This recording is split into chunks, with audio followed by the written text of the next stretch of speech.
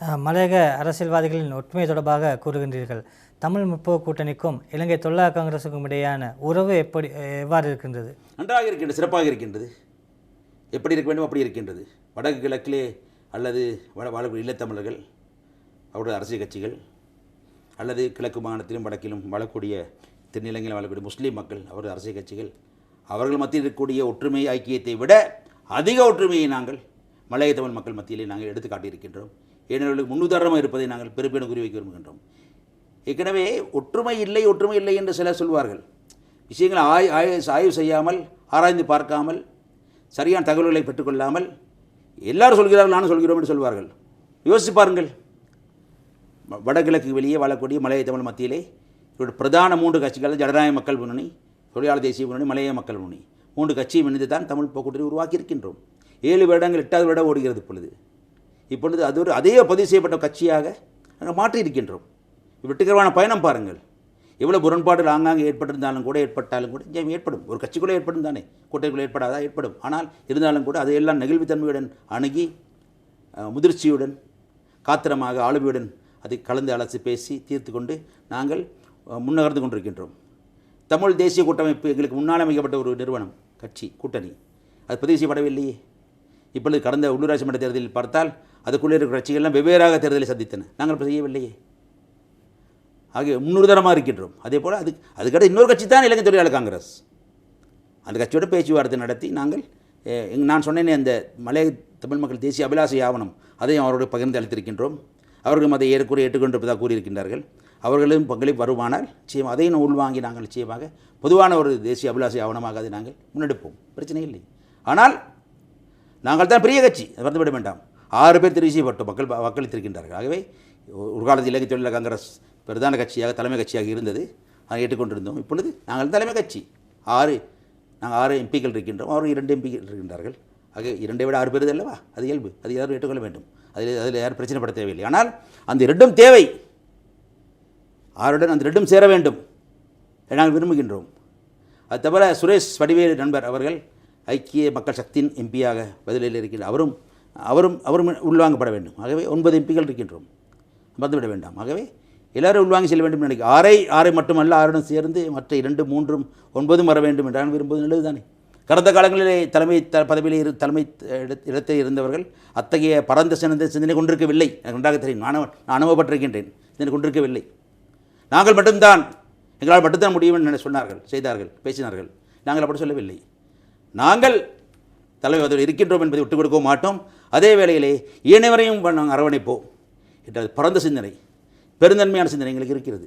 அதை மக்கள் புரிந்து கொள்ள வேண்டும் நினைக்கின்றேன். பெருந்தோட்ட பகுதியில் உள்ள பயிரிடப்படாத தரிசு நிலங்கள் தொழிலற்ற இளைஞர்களுக்கு பகிர்ந்தளிக்கப்பட வேண்டும் என நீங்கள் நாடாளுமன்றத்தில் கூறியிருந்தீர்கள். அதன்போது ஜனாதிபதி உங்களை சுட்டிக்காட்டி அதனை செய்து முடிப்பதாக உறுதியளித்திருந்தார். அதற்கு என்ன நடந்தது? ஜனாதிபதி செய்யவில்லை. அவ்வளோதான் கேட்க வேண்டும் கேள்வி. ஆக இப்படியான கோரிக்கை முன்வைக்கப்படும் பொழுது அதற்கு ஜனாதிபதி பதிலளிக்கின்றார் என்றால், அரசாங்கம் பதிலளிக்கிறது என்றால், அரசாங்கத்தை கேட்டிருக்கின்றது, காதில் கேட்டிருக்கின்றது, கண்டறிந்து பார்க்கின்றது, விஷயம் பிரச்சனை இருக்கின்றது என்பதை ஏற்றுக்கொண்டிருக்கின்றார்கள்.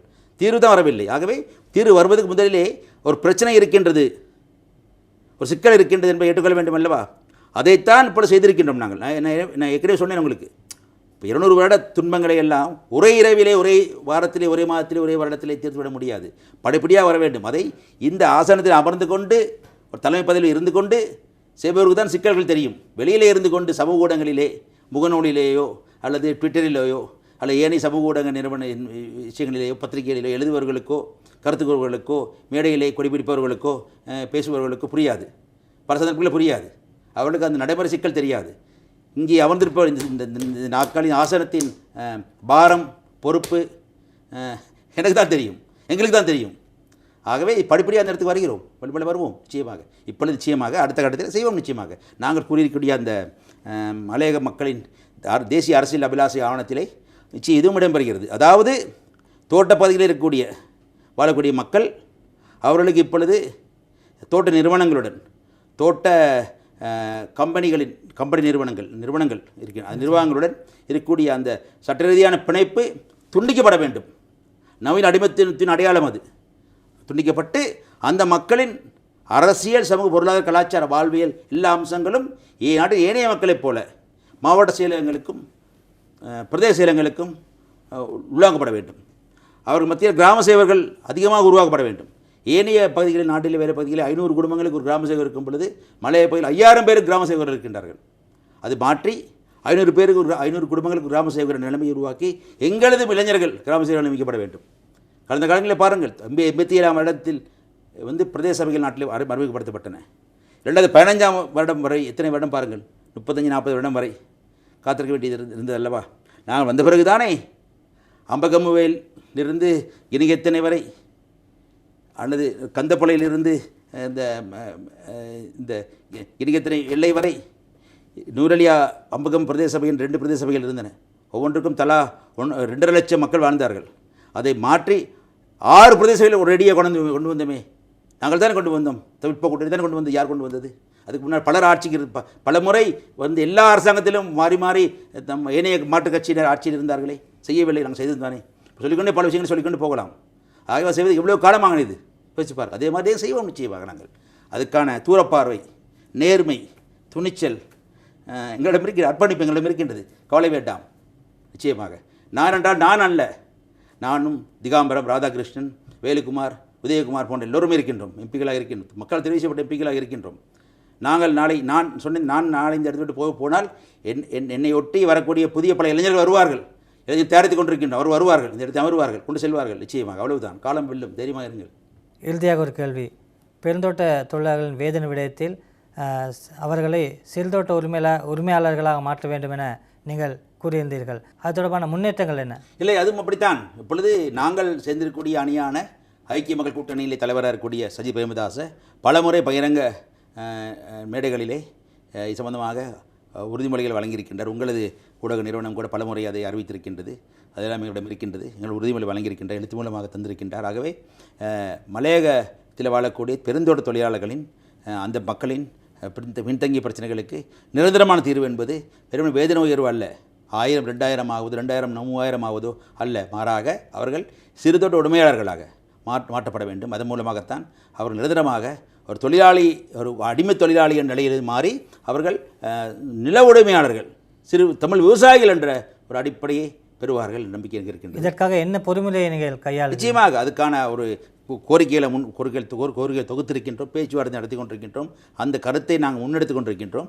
அது ஐக்கிய மக்கள் கூட்டணிக்குள்ளேயும் சரி, வெளியேயும் சரி பேசப்பட்டு கொண்டிருக்கின்றது.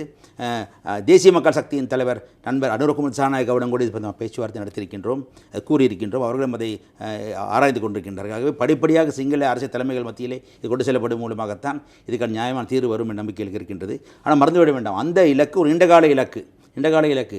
அது வரும் வரையிலே தோட்ட தொழிலாளர்களின் அந்த நியாயமான வேதனம் பெற வேண்டும் என்பதிலே கூட அக்கறை கொண்டு தான் இருக்கின்றோம். அது சம்பள நிர்ணய சபை மூலமாக வருகிறதா, கூட்டப்பதம் மூலமாக வருகிறதா என்பதை மக்கள் தீர்மானித்துக் கொள்ளலாம். பிரச்சனை இல்லை. எது சாதகமானதோ அதை பயன்படுத்துவோம். அதுக்கான ஒத்துழைப்புகளை, ஆதரவுகளை வழங்கி கொண்டு தான் இருக்கின்றோம் நிச்சயமாக. ஆனால் அதேபோல் நீண்டகால இலக்காகத்தான் அவர்கள் என்ன ஒரு வெறுமனே சாதாரண ஒரு வெளிநாடுகளில் இருக்கக்கூடிய முன்னேறிய நாடுகளில் இருக்கக்கூடிய முன்னேறிய தொழிலாளி வர்க்கம் நிலையில் அவர்கள் இல்லை. இங்கே அவர் அடிமை தொழிலாளிகள் தான் இருக்கின்றார்கள். சமீபத்தில் இலங்கை சென்றிருக்கக்கூடிய ஐநாவின் மனித உரிமை ஆணையகத்தின் பிரதியாக இங்கே வந்த ரெப்போர்ட்டர் என்று சொல்வார்கள், அறிக்கையாளர் நவீன அடிமைத்துவம் தொடர்பான அறிக்கையாளர் மலையகத்தில் சென்று பார்த்து தனது அறிக்கையை வெளியிட்டிருக்கின்றார். அது அறிக்கையில் தெளிவான முறையிலே மலையகத்திலே தமிழ் தொழிலாளர்கள் என்ற காரணத்தினால் மாத்திரம் ஒடுக்கப்படவில்லை, தமிழ் சிறுபான்மையினர் என்ற காரணத்தினால் ஒடுக்கப்படுகிறார்கள் என்று சொல்லி வடகிழக்கில் மட்டுமல்ல மலையகத்தில் இனப்பிரச்சனை இருக்கின்றது, பேரினவாதம் இருக்கின்றது என்பதை அடையாளப்படுத்தி பகிரங்கமாக சொல்லியிருக்கின்றார். நாங்கள் சொல்வதை விட அவர் சொல்லியிருக்கின்றார். அது அடுத்த இனிவரும் காலங்களில் ஐநா மனித உரிமை பேரவை அறிக்கையிடல் போது மலையக மக்களின் பிரச்சனையும் இனப்பிரச்சனையாக அடையாளப்படுத்தப்படும் அந்த அளவுக்கு இருக்கின்றது. ஆகவே நாங்கள் மட்டும் சொல்லவில்லை. அது மட்டுமல்ல, நான் இந்த நாட்டில் இருக்கக்கூடிய ஏனைய நிறுவனங்கள், ஐநா சபையின் ஏனைய நிறுவனங்கள், உலக உணவு விவசாய நிறுவனம் மற்றும் ரெட் கிராஸ் நிறுவனம் போன்றவர்களெல்லாம் ஆய்வு நடத்திய பொழுது அந்த ஆய்விலே வறுமை நிலை தேசிய ரீதியாக 26% இருக்கும் பொழுது மலையத்தில் 53% என்பதும், உணவின்மை ஃபுட் இன்செக்யூரிட்டி என்பது நகரப்பகுதிகளிலே 43%, கிராமப்பகுதிகளில் 36% இருக்கும் பொழுது மலையத்தில் 56% இருக்கின்றது கூறியிருக்கின்றார்கள். நாங்கள் சொல்லவில்லை, அவர் சொல்கிறார்கள். ஆகவே இதெல்லாம் பார்க்கும் பொழுது தோட்ட தொழிலாளர்கள் ஒட்டுமொத்த மலைய தமிழர்கள் அல்ல சொல்லக்கூடாது. மலைய தமிழர்களில் 1/3 பகுதியினரான தோட்ட தொழிலாளர்கள் பின்தங்கிய மக்களாக இருப்பது வெள்ளிடை மலை. அதை நாங்கள் பகிரம் கூறுகின்றோம். எங்கள் மக்கள் பின்தங்கிய நிலைமை கூறினால்தான் அரசாங்கமும் உலகமும் அதை புரிந்து கொண்டு ஒத்துழைப்பு வழங்கும். நாங்கள் பின்தங்கிய மக்கள் அல்ல என்று போலியாக பெருமையாக பேசுகின்றோம் என்றால் முட்டாள்தனம், அது பிழையானது. அப்படி சில செய்ய முயற்சி செய்தார், அது பிழையானது, கருத்து சரியானதல்ல. எங்கள் மக்கள் மத்தியில் இருக்கிற பிரச்சனைகளை நாங்கள் பகிரங்கமாக சொல்ல வேண்டும். அழுத குழந்தைக்கு தான் பால் கிடைக்கும், அழ வேண்டும், நாங்கள் குரல் கொடுக்க வேண்டும், போராட வேண்டும், செய்கிறோம் நாங்கள் நிச்சயமாக. அதேமாதிரி எங்கள் மத்தியில் இருக்கக்கூடிய வெற்றிகளையும் வளர்ச்சிகளையும் நாங்கள் அடையாளம் போட்டு காட்டுகின்றோம். நாங்கள் வளர்ந்தும் இருக்கின்றோம், வளராமலும் இருக்கின்றோம். வளரா பகுதிகளுக்கு வளர்வதற்கான உத்தரவு வழங்கும் என்பது தான் இலங்கை அரசாங்கம், இலங்கை தேசியம் மற்றும் சர்வதேசத்திடம் எங்கள் நாங்கள் வைக்கக்கூடிய கோரிக்கையாக இருக்கின்றது. அதுதான் உடன் கூறுகின்றேன். நான் கேட்ட கேள்விகளுக்கு அப்பால் நீங்கள் எதுவும் கூற வேண்டிய அரசியல் தகவல்கள் உள்ளனவா? இல்லை, எல்லாவற்றையும் கேட்டுவிட்டீர்கள், நீங்கள் எல்லாவற்றையும் கேட்டுவிட்டீர்கள். எங்களது அழைப்பை ஏற்று இந்த விருதுகள் நிகழ்ச்சியை பங்கேற்றமைக்காக நாடாளுமன்ற உறுப்பினர் மனோ கணேசனுக்கு நன்றியை தெரிவித்துக் கொள்கின்றோம். நன்றி நேயர்களே. மற்றொரு விருதுகள் நிகழ்ச்சியில் உங்களை சந்திக்கும் வரை நிகழ்ச்சி தயாரிப்பாளர் பிரதீப்புடன் உங்களிருந்து விடைபெறும் நான் என்றும் உங்கள் அன்பின் முருகேசன் சதீப்குமார். நன்றி.